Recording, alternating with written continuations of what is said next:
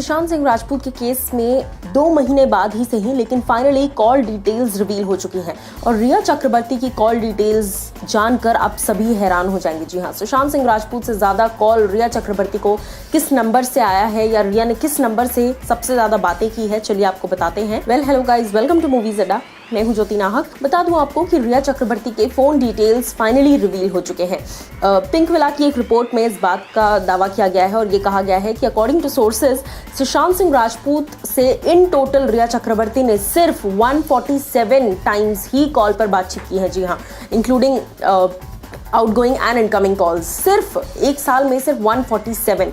लेकिन अगर बात की जाए श्रुति मोदी की, जी हाँ, श्रुति मोदी के साथ सबसे ज्यादा बातचीत की गई है। श्रुति मोदी वो हैं जिनको आज ईडी ग्रिल कर रही है, सवाल जवाब कर रही है। श्रुति मोदी वो हैं जो सुशांत सिंह राजपूत की एक्स बिजनेस मैनेजर रही हैं। श्रुति मोदी से 808 कॉल्स, जी हाँ 808 कॉल्स श्रुति मोदी के साथ किए हैं रिया चक्रवर्ती ने। उसके अलावा सबसे ज्यादा नंबर ऑफ कॉल्स रिया चक्रवर्ती को आए हैं सैमुअल मिरांडा, जी हाँ, जो कि घर के केयरटेकर थे। उनसे भी कहीं ना कहीं रिया चक्रवर्ती को बहुत कॉल्स आए हैं और रिया ने उन्हें सबसे ज्यादा कॉल्स किए हैं। अब यहाँ पर शॉकिंग बात यह है, मैं आपको बताती हूँ, सैमुअल को इन टोटल 289 कॉल्स किए और आए गए हैं।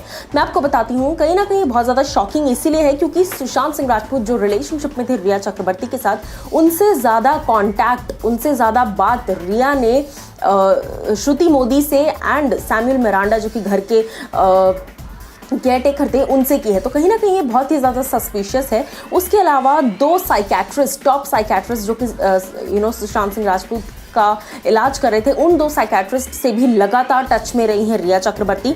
और उसके अलावा मैं आपको बता दूं कि रिया चक्रवर्ती के फोन रिकॉर्ड से इस बात का पता चलता है कि पिछले काफी समय में रिया चक्रवर्ती कंटिन्यूसली टच में रही हैं महेश भट्ट के भी। जी हाँ, एक तरफ रिया चक्रवर्ती अलग अलग दावे कर रही हैं कि मैं इन सब चीज़ों के बारे में नहीं जानती, मुझे ये सब पता नहीं है, लेकिन दूसरी तरफ उनकी कॉल डिटेल्स अलग ही स्टोरी बयां कर रही है। उसके अलावा मैं आपको बता दूं कि अगर सुशांत और रिया के बीच की कॉल रिकॉर्डिंग की बात की जाए, कॉल्स डिटेल की बात की जाए, 31 कॉल्स सुशांत को किए हैं इन टोटल रिया ने, लेकिन सुशांत सिंह राजपूत की तरफ से तकरीबन 135 to 136 इनकमिंग कॉल्स रही हैं। और मैं आपको बता दूं कि रिया चक्रवर्ती जिस तरीके से दावा करके गई थी कि मैं सुशांत को अगर कुछ भी होगा, सिद्धार्थ पिटानी को कहा गया था कि अगर सुशांत को कुछ भी होगा I am just a call away, और रिया ने कहा था मैं टेम्पररीली शिफ्ट हुई थी। लेकिन यहाँ पर रिया चक्रवर्ती की बात खुद ही झूठी साबित हुई, वो इसीलिए क्योंकि रिया ने कहा था मैं टेम्पररी शिफ्ट हो रही हूँ, टेम्पररी तौर पर मैं अपने घर गई थी, लेकिन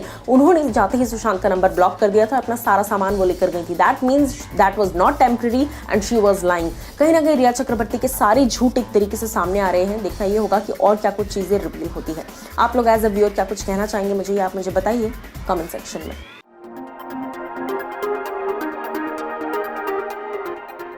रिया चक्रवर्ती की कॉल डिटेल्स से बहुत सारे सच सामने आ गए हैं। जी हाँ, कुछ ही वक्त पहले मैंने आपको बताया किस तरीके से रिया चक्रवर्ती सैमुअल मिरांडा से लेकर श्रुति मोदी से लेकर महेश भट्ट तक हर किसी के टच में थी। लेकिन अब मैं आपको बताऊंगी कि बांद्रा पुलिस में से किस के टच में थी Riya Chakraborty. Hello guys, welcome to movies Adda. मैं हूं ज्योति नाहक। बता दूं आपको कि रिया चक्रवर्ती की कॉल डिटेल्स यानी कि कॉल रिकॉर्ड्स आ चुकी हैं। ऐसे में CDR के मुताबिक अगर बताया जाए तो रिया चक्रवर्ती और DCP अभिषेक त्रिमुखे, जी हाँ, DCP Abhishek Trimukhe Bandra police station से हैं। एंड मैं आपको बता दूं कि अभिषेक त्रिमुखे सर के फोन से यानी कि 4 कॉल्स और 1 मैसेज एक्सचेंज हुआ है, यानी कि रिया चक्रवर्ती और DCP अभिषेक इन दोनों के बीच में तकरीबन 4 कॉल्स एक्सचेंज हुए हैं एंड उसके साथ साथ 1 टेक्स्ट मैसेज। तो कहीं ना कहीं अब ये बात तो सामने आ चुकी है कि इन्वेस्टिगेशन के अलावा भी Riya Chakraborty was in proper contact with the DCP।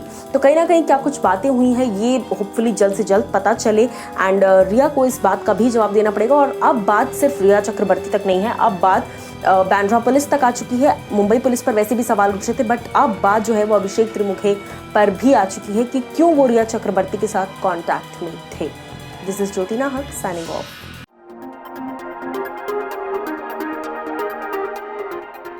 Sushant Singh Rajput के जाने के बाद एक अलग ही तरह की लहर पूरे इंडस्ट्री में दौड़ उठी है। ऐसे में अगर मैं बात करूं तो लगातार स्ट्रगलिंग एक्टर्स या फिर थोड़े कम पॉपुलर एक्टर्स आकर अपना ओपिनियन देते हैं, लेकिन रवीना टंडन ने अपनी तरफ से एक बहुत बड़ा खुलासा किया है। जी हाँ, एक बहुत बड़ी बात कह दी है। चलिए आपको बताते हैं वो क्या कुछ है वो बात।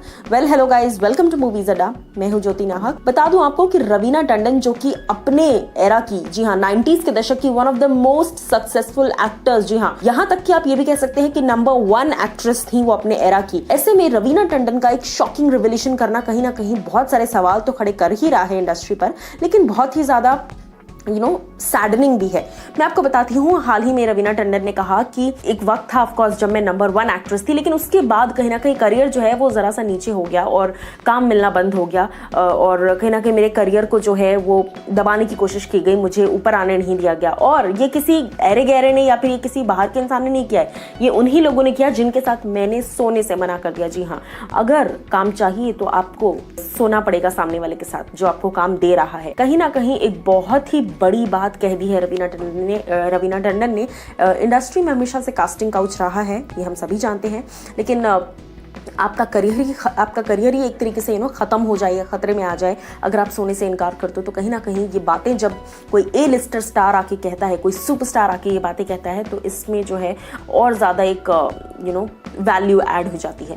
क्या कुछ कहना है रवीना की इन बातों पर आपका, आप मुझे बताइए कमेंट सेक्शन में।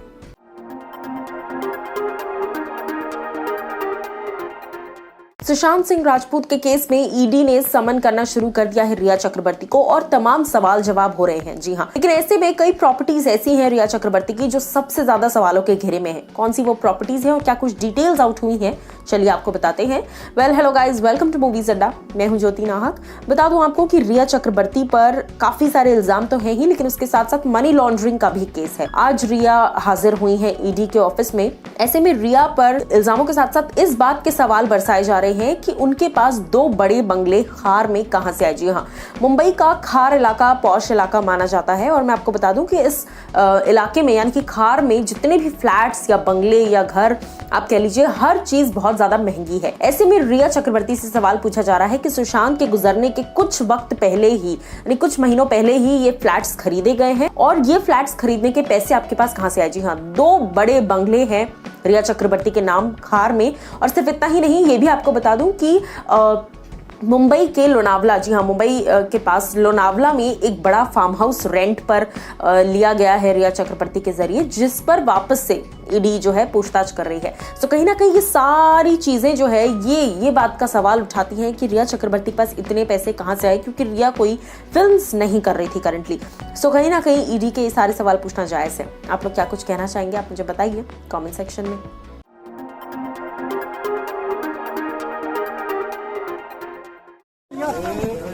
चलो आत्महत्या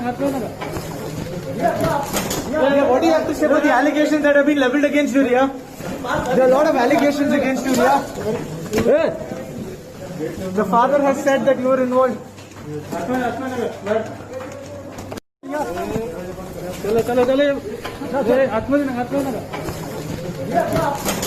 what do you have to say about the allegations that have been leveled against you, Riya? There are a lot of allegations against you, Riya. The father has said that you were involved. चलो आत्महत्या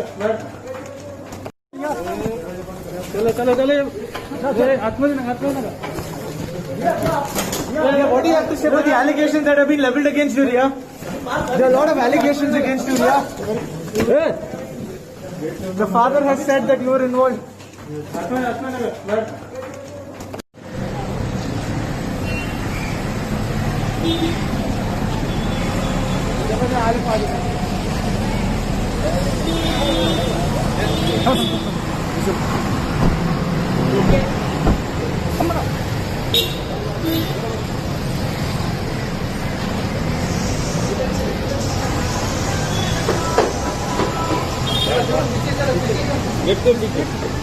Okay, दादा